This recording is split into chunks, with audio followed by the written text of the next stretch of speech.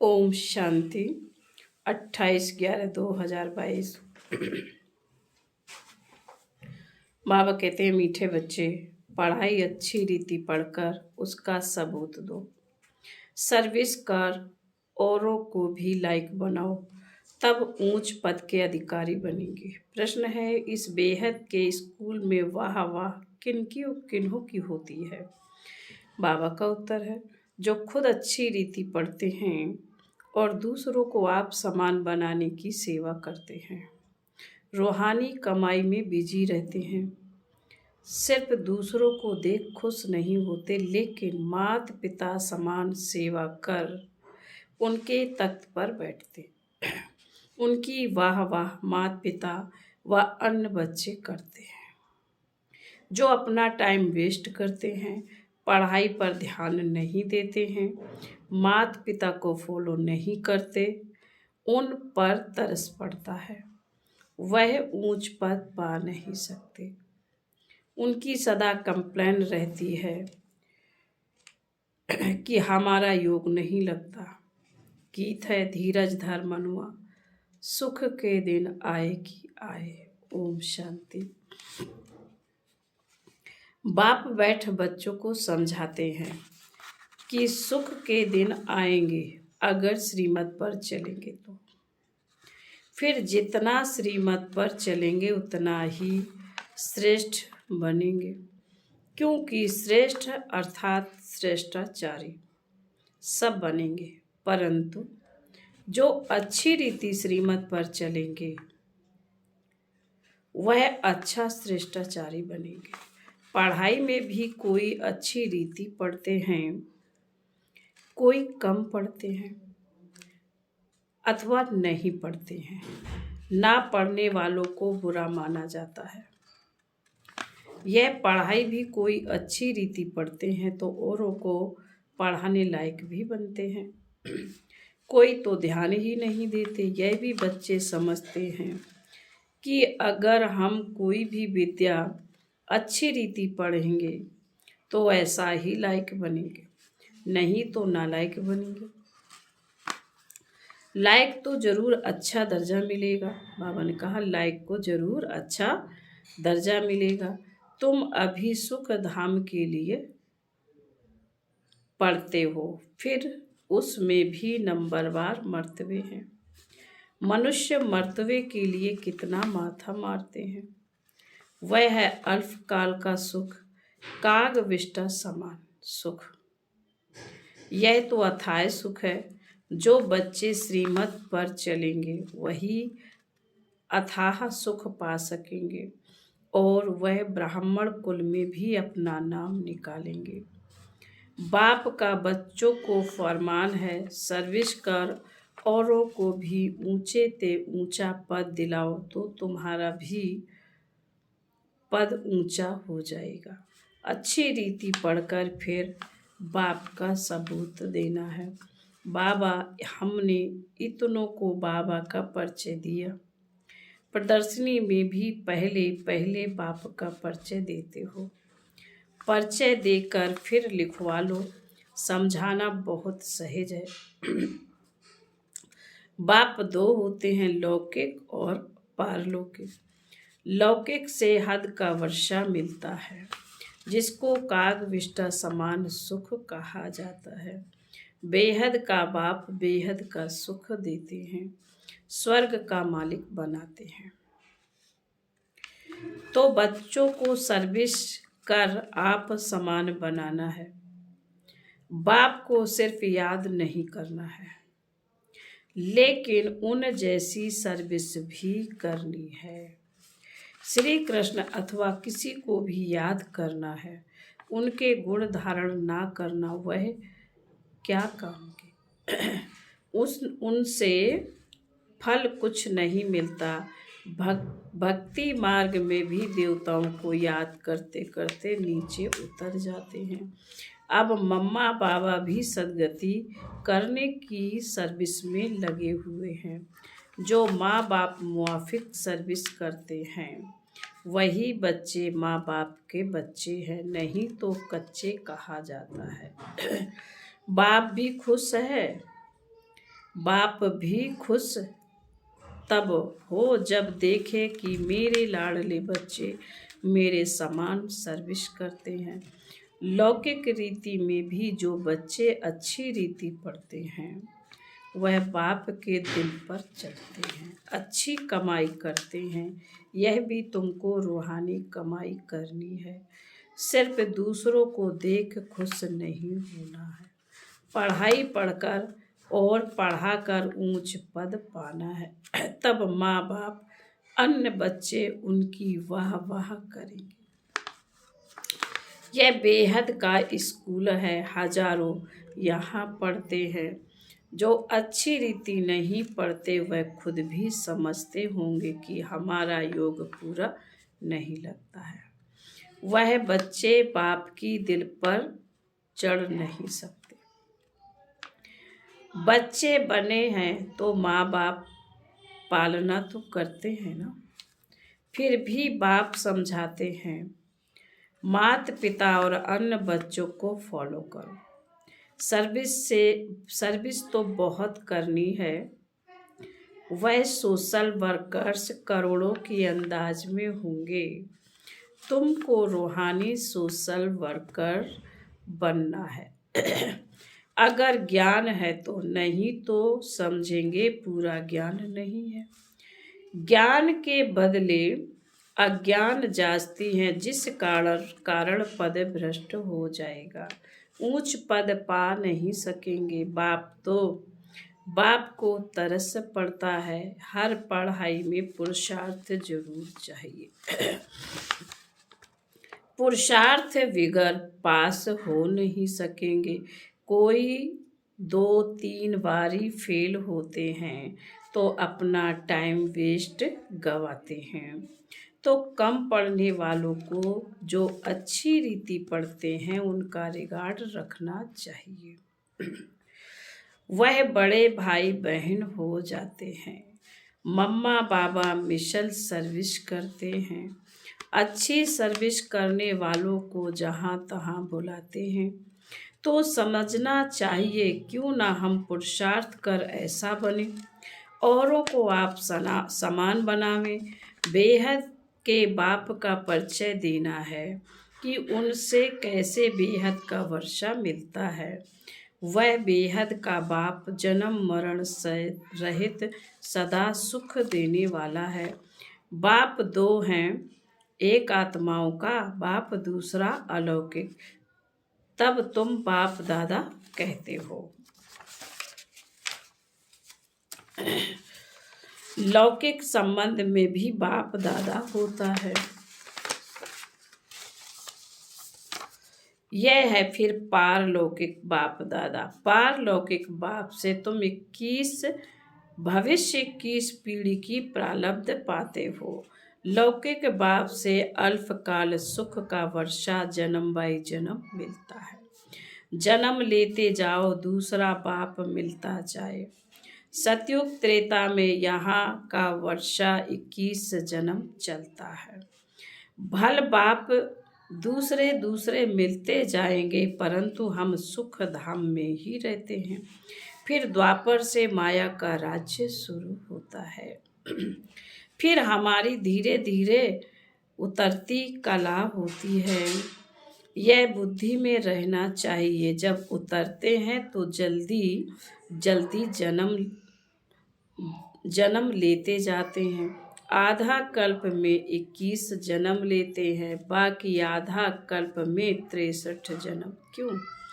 पतित होने से जल्दी जल्दी उतरते जाते हैं। जब बाप आए तो हम एकदम उतर गए थे।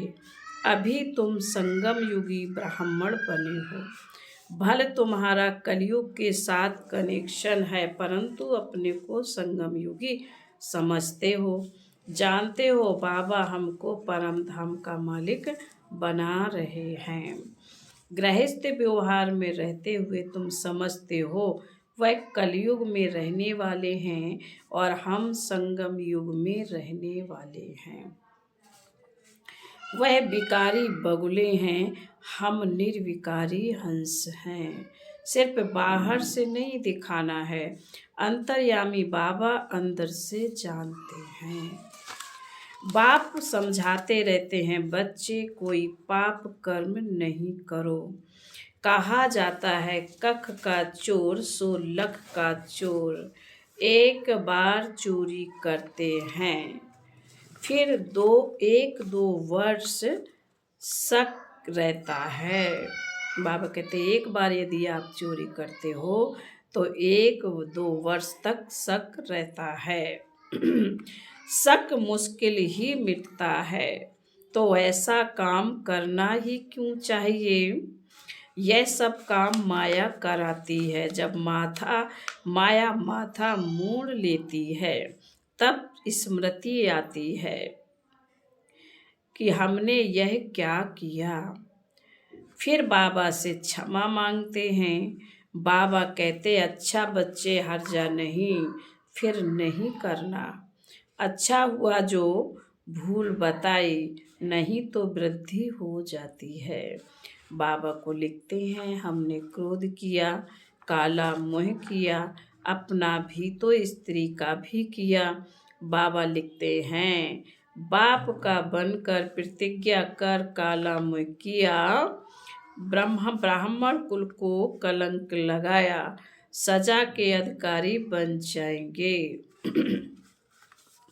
ऊंचते ऊंचा है ब्राह्मण कुल, देवताओं से भी ऊंचा है। तुम ब्राह्मण भारत को पति से पावन बनाते हो।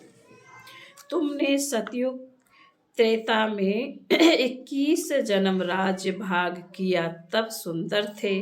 फिर 63 जन्म काम चिता पर बैठे काले हो गए।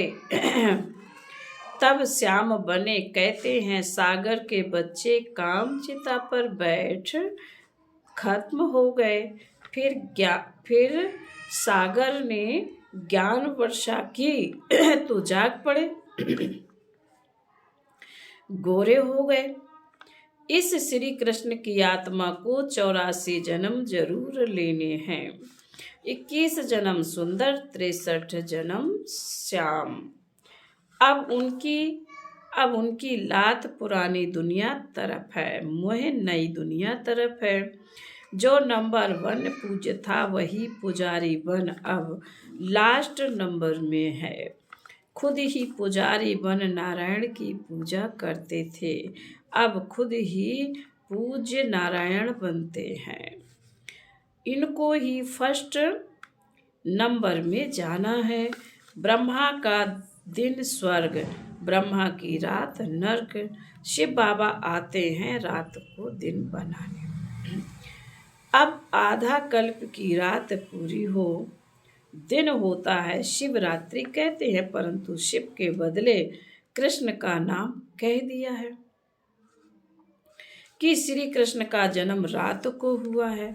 शिव बाबा की बात है। शिव बाबा की तिथि तारीख बेला का कुछ भी पता नहीं है कि किस समय आया। श्री कृष्ण की बेला है, वह पुनर्जन्म में आने वाला है। शिव बाबा तो झट आकर परिचय देने लग पड़ते हैं। कुछ समय तो पता ही नहीं पड़ा कि यह कौन आया है।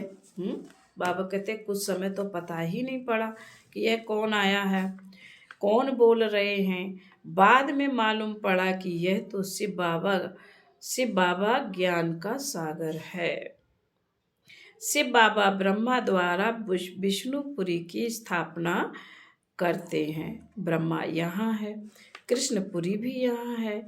लक्ष्मी नारायण के तख्त पिछाड़ी विष्णु का चित्र होता है, परंतु ज्ञान कुछ भी नहीं है। जैसे गवर्नमेंट का त्रिमूर्ति चित्र है, ऐसे समझने की बात है। बच्चे जास्ती नहीं समझते। भला लौकिक पारलौकिक बाप का कंट्रास्ट तो समझते हो ना, याद भी करते हैं। हे पतित पावन, हे रहीम दिल, हे दुख हरता सुख करता, सतयुग में कोई याद नहीं करते। बाप यहाँ ही सब मनोकामनाएं पूरी कर देते हैं। सतयुग में तुमको इतना अथाह धन मिलता है जो वहाँ माथा मारने की दरकरार ही नहीं। तुमको श्रीमत पर चलना चाहिए। जो नहीं चलते गोया निधन के हैं। उनको कहा जाता बगुला, तो हंसों को बगुलों के साथ भी रहना पड़ता है। गृहस्थ व्यवहार में तो रहना ही है, इसलिए रिपोर्ट आती है, भाई झगड़ा करता है, फलाना झगड़ा करता है। दुनिया में झगड़ा ही झगड़ा है। पवित्रता पर भी झगड़ा चलता है। खान पान की परहेज रखनी होती है, बहुतों के लिए मुसीबत हो जाती है। बाप कितना समझाते हैं, याद में रहकर भोजन खाओ। डायरेक्शन अमल में नहीं लाते, प्रैक्टिस करनी चाहिए। तुम हो पतित दुनिया को पावन बनाने वाली शक्तियाँ। याद से पाप भस्म हो जाते हैं। मेहनत है बहुत, इसलिए कोटों में कोई निकलता है। पुरुषार्थ करते भी फेल हो जाते हैं। आश्चर्यवत बाबा का बनंती, बाबा बाबा कहंती, फिर भी श्रीमत पर नहीं चलते तो गिरंती भागंती। माया खींचती है तो बाप को फारकती दे देते हैं। कल्प पहले जो हुआ है वही रिपीट होना है। इसमें मेहनत चाहिए। जो श्रीमत पर चलते हैं वही धारणा कर सकते हैं। मम्मा बाबा कहकर फॉलो नहीं करेंगे तो दुर्गति को पाएंगे, अर्थात कम पद पाएंगे। अनपढ़े पढ़े के आगे भरी ढोएंगे। नौकर चाकर बनेंगे। जो ब्राह्मण नहीं बनते वह प्रजा में पाई पैसे का पद पाएंगे। और कोई धर्म स्थापन करने वाला राजाई नहीं स्थापन करते, बेहद का बाप ही भविष्य के लिए राजाई स्थापन करते हैं। पवित्र बनने के लिए पुरुषार्थ करना पड़े। तुम फूल बनते हो, जो विकार में जाते वह कांटे बनते हैं। एक दो को आदि मध्य अंत दुख देते, यह है कांटों की दुनिया। अब तुम संगम पर फूल बन रहे हो। सतयुग है फूलों का बगीचा। संगम पर जंगल से बगीचा बनता है। यह है कल्याणकारी संगम अथवा कुंभ। आत्मा परमात्मा का मिलन होता है। अभी तुम जानते हो हम परम पिता परमात्मा से 21 जन्म का वर्षा ले रहे हैं। राजाई पाने में मजा है, बाकी यह कहना कि तकदीर में होगा तो मिलेगा, इससे क्या होगा। बेहद का बाप का परिचय देना है। तुम अनुभवी हो, सर्विस तो करनी है। दिल से पूछना है कि हमने कितनों की सर्विस की। ज्ञान है तो सर्विस में लग जाना है। नो ज्ञान तो नो सर्विस। तो नो ऊंच पद तकदीर में नहीं है तो पुरुषार्थ भी नहीं करते। फिर बाबा बोले, अच्छा मीठे मीठे सिकीले दे रूहानी सर्विस एवं बच्चों प्रति रूहानी बाप दादा का याद प्यार और गुड मॉर्निंग। रूहानी बाप की रूहानी बच्चों को नमस्ते। हम रूहानी बच्चों की रूहानी माता पिता बाप दादा को याद प्यार गुड मॉर्निंग और नमस्ते। ओम शांति। धारणा के लिए मुख्य सार है, बाबा ने पहली पॉइंट में कहा है,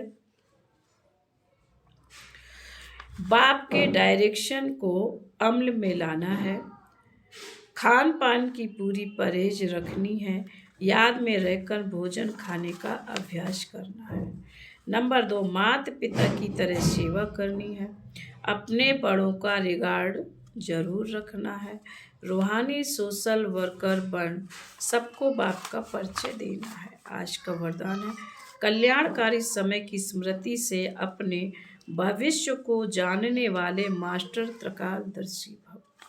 यदि आपसे कोई पूछे कि आपका भविष्य क्या है तो बोलो हमको पता है, बहुत अच्छा है, क्योंकि हम जानते हैं कि कल जो होगा वह बहुत अच्छा होगा।